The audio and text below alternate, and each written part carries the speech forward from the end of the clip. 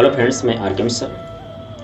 एक छोटी सी कहानी। एक बूढ़ा सेठ था जो बहुत ही धनवान था। उसके घर में अपार धन संपदा थी। लक्ष्मी जी का वास था। जैसा कि दोस्त आप जानते हैं कि लक्ष्मी स्वभाव से बहुत ही चंचल होती है और एक घर में हमेशा हमेशा के लिए टिकती नहीं है। उसके घर में रहते रहते जब उनका मन भर गया, उनका जी उबने लगा, तो उसने वहाँ से जाने का निश्चय कर लिया। तो एक रात वह सेठ के सपने में आई। सेठ जी ने देखा कि कोई देवी उनके सामने लाल कपड़े में खड़ी थी। वह हाथ जोड़कर बोला कि देवी, आप कौन हैं?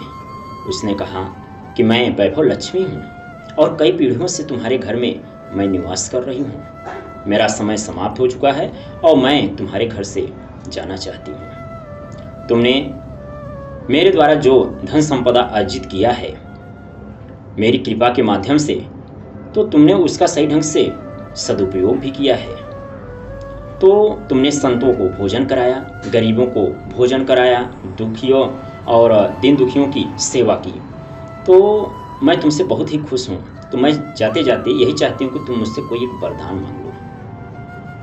तो वह सोचने लगा कि मैं माता से क्या वरदान मांगूं। अब उस सेठ की 4 बहुएं थी। तो सोचने लगा कि अगर मैं कोई वरदान मांग लेता हूँ तो शायद मेरी बहुओं को पसंद न आए। इसलिए वह सोचने लगा कि पहले बहुओं से पूछ लूँ और इसके बाद तब माता से वरदान मांगूं।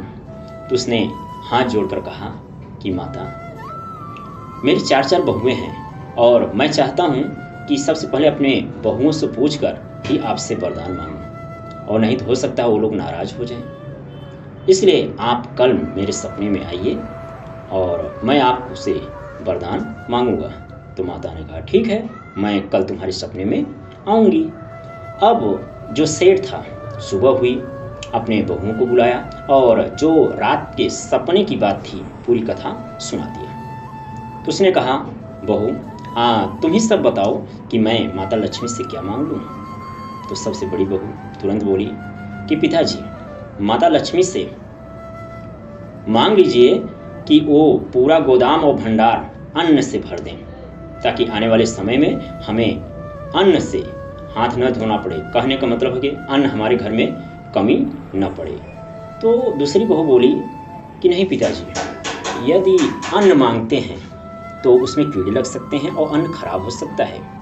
इसलिए मैं चाहती हूँ कि आप माता लक्ष्मी से कह दीजिए कि जो हमारा जो भंडार है, गोदाम है, उसे सोने चांदी से भर दें।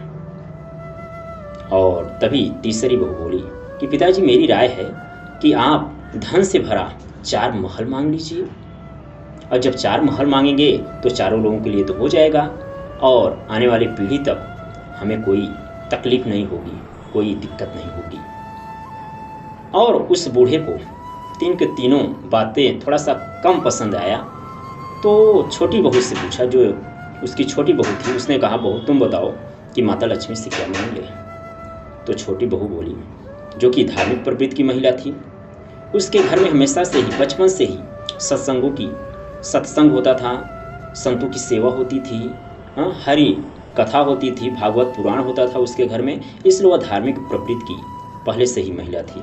तो उसने कहा, पिताजी, लक्ष्मी जी को जाना है तो जाएंगी ही, और यदि टिक भी गई जो हम धन संपदा हम लोग मांग रहे हैं, अगर टिक भी गई तो हमारी जो आने वाली पीढ़ी है वह बहुत ही अहंकारी और आलसी हो जाएंगी और उस धन का इसके बाद कोई उपयोग नहीं रह जाएगा। अब मैं चाहती हूँ कि आप माता लक्ष्मी से ये वरदान मांगें कि माता लक्ष्मी, मुझे ऐसा वरदान दीजिए कि सज्जनों की सेवा होती रहे हमारे घर में, हर कथा होती रहे और हमारी आपस में प्रेम बनी रहे, और जो भी अतिथि हमारे घर में आए वो खाली हाथ न जाएं, उनकी हम सेवा कर सकें। तो सेठ जी को छोटी बहू की बात बहुत पसंद आई। उसने कहा, ठीक है बहू, मैं सपने में जब माता लक्ष्मी आएंगी तो मैं यही वरदान मांगूंगा। अब रात में सपने में माता लक्ष्मी आई। बोली, सेठ,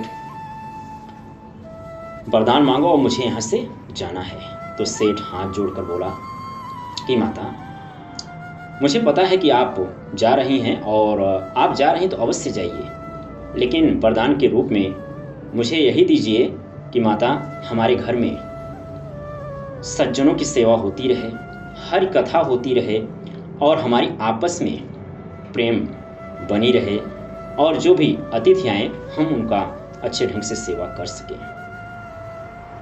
तो माता लक्ष्मी बोली कि तूने क्या मांग लिया?